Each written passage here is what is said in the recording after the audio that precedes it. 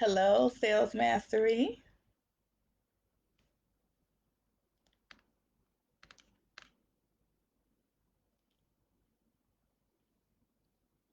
Hello, Sales Mastery for Nurse Bosses. Here we go. This is part two on how to outwit the six ghosts of fear. And the second ghost of fear that we will be breaking down today is the fear of criticism. The fear of criticism. So make sure you have your notebooks, make sure you have um, something to write with, and we're going to get into this Think and Grow Rich chapter. If you're watching this anywhere, make sure you type replay. Show me some love in the comments. If you're on my YouTube channel, don't forget to subscribe to Radiant Living Biz. My name is Chanel Washington, and we're going to get into it, all right? So if you missed part one, be sure to go back to part one after this video, and I'm going to get started. Okay.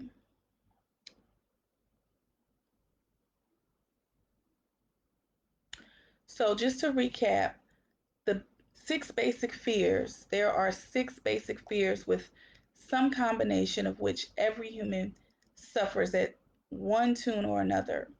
Most people are fortunate if they don't suffer from the entire six. Named in the order of their most common appearance is the six basic fears are the fear of poverty, the fear of criticism, the fear of ill health, the fear of loss of a love of the fear of loss of love of someone, the fear of old age, and the fear of death. Okay, so we're going to go to the fear of criticism today.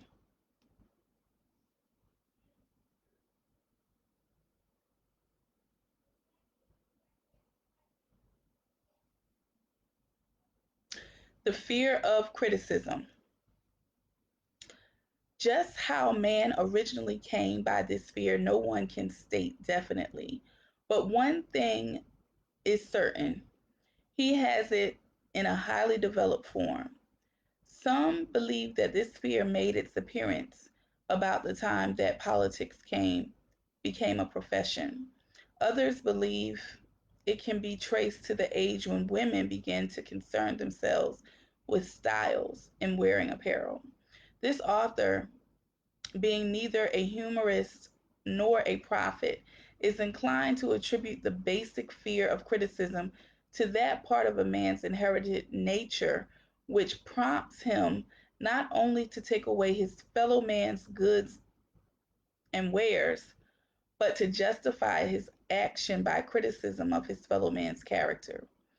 It is well known that a thief will criticize a man from whom he steals, that politicians seek office not by displaying their own virtues and qualifications, but by attempting to besmirch their opponents.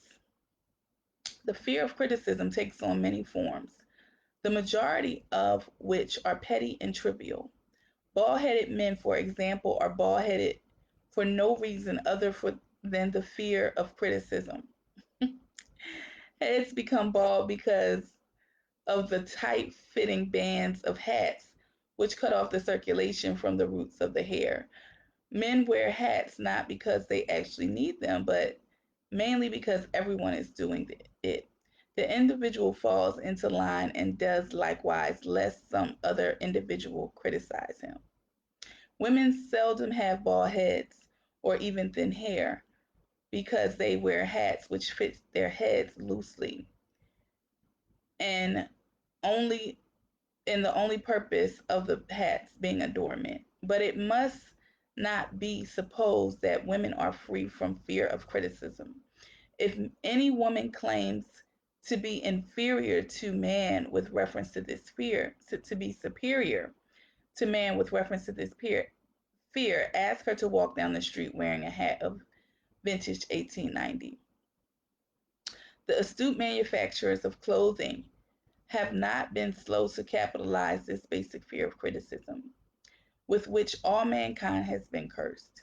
Every season of styles and many articles of wearing apparel change. Who establishes these styles? Certainly not the purchaser of clothing, but the manufacturer. Why does he change styles so often? The answer is obvious. He changes the style so he can sell more clothes.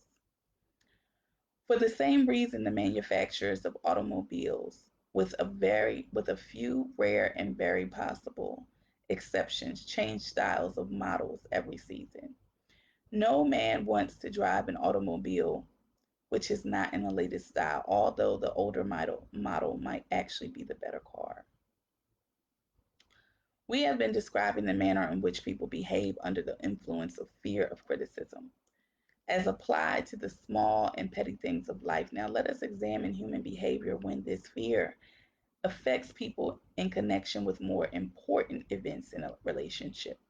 Take, for example, practically any person who has reached the age of mental maturity, 35 to 40 years of age as a general average.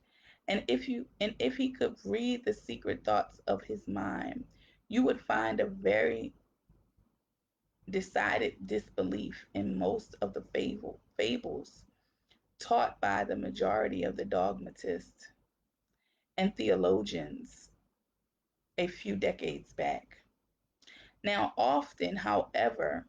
not often, however, you will find a person who has the courage to openly state his belief on this subject. Most people will, if pressed far enough, tell a lie rather than admit that they do not believe the stories associated with that form of the religion which held people in bondage prior to the age of scientific discovery and education. Why does the average person, even in this day of enlightenment, shy away from denying his belief in fables, which were the basis of most of the religions a few decades ago?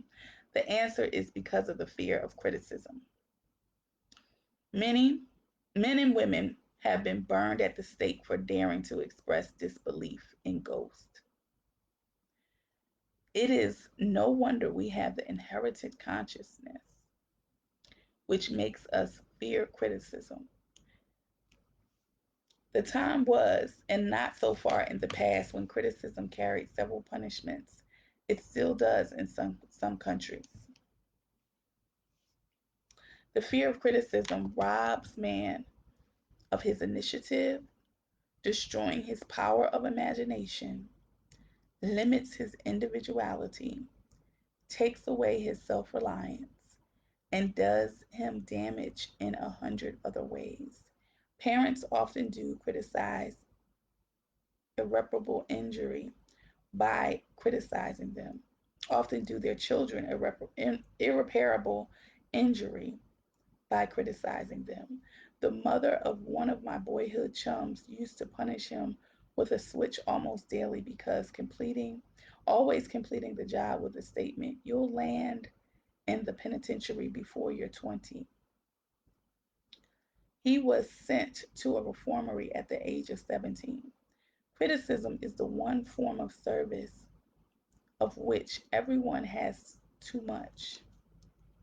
Everyone has a stock of it which is handed out gratis, whether called for or not. One's nearest relatives often are the worst offenders. It should be recognized as a crime. In reality, it is a crime of the worst nature. For any parent to build inferiority complexes in the mind of a child through unnecessary criticism. Employers who understand human nature get the best there is in men not by criticism but by constructive suggestion. Parents may accomplish the same result with their children. Criticism will plant fear in the human heart or resentment, but it will not build love or affection. Now, let's talk about the symptoms of the fear of criticism.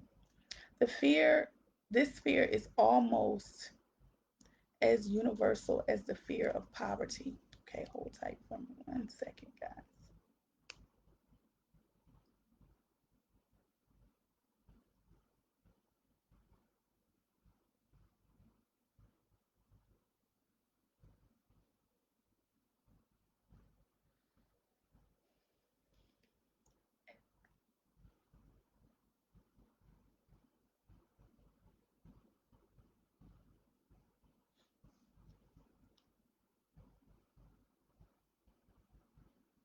Okay.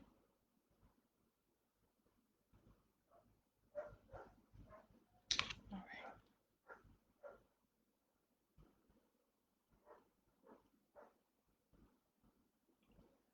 Now, these symptoms, almost as universal as the fear of poverty, and its effects are just as fatal to personal achievement, mainly because this destroys initiative and discourages the use of imagination.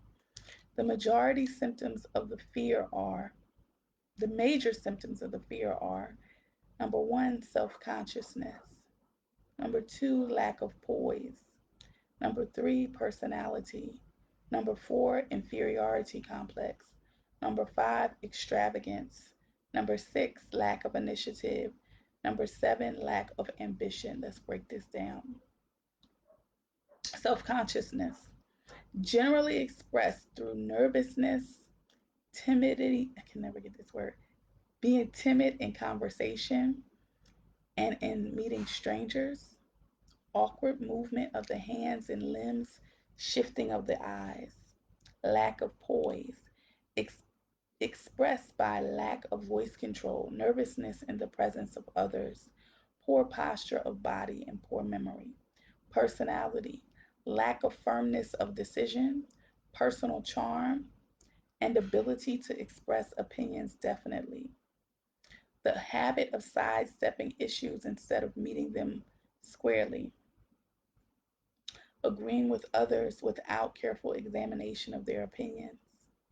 Inferiority complex, the habit of expressing self approval by word of mouth and by actions as a means of covering up a feeling of inferiority. Using big words to impress others, often without knowing the real meaning of these words. Intimidating others in imitating others in dress, speech, and manners, boasting of imaginary achievements. This sometimes gives a surface appearance of a feeling of superiority. Extravagance, the habit of trying to keep up with the Joneses, spending beyond one's income. Lack of initiative, failure to embrace opportunities for self advancement. Fear to express opinions, lack of confidence in one's own personal ideas, giving evasive answers to questions asked by superiors, hesitancy of manner and speech, deceit in both words and deeds, lack of ambition, mental and physical laziness, lack of self-assertion, slowness in reaching decisions, easily influenced by others, the habit of criticizing others behind their backs and flattering them to their faces, the habit of accepting defeat without protest, quitting an undertaking when opposed by others, suspicious of other people without cause, lacking in tactfulness of manner and speech, unwillingness to accept the blame for mistakes. That is our section on the symptoms of the fear of criticism. I trust that this was helpful for you. Think and Grow Rich is one of the books that we study faithfully, consistently in Sales Mastery for Nurse Bosses. Click the link below to learn more about this amazing training program to help you double your sales in 90 days. If you're looking for a community where you can have mentorship, accountability, learn step by step proven sales and business strategies to help you grow your business, then I invite you to learn more, see what my clients are saying, and make sure you don't miss out on the window. We only open up 4 times a year. So for the third quarter, this is it. Just a few more days. So I appreciate you. Thank you so much for listening. Again, my name is Chanel Washington, profit strategist, registered nurse, master sales trainer with radiantLivingBiz.com. I'll talk to you soon. Thank you for watching, and don't forget to subscribe, give me a thumbs up, and comment. More radiance.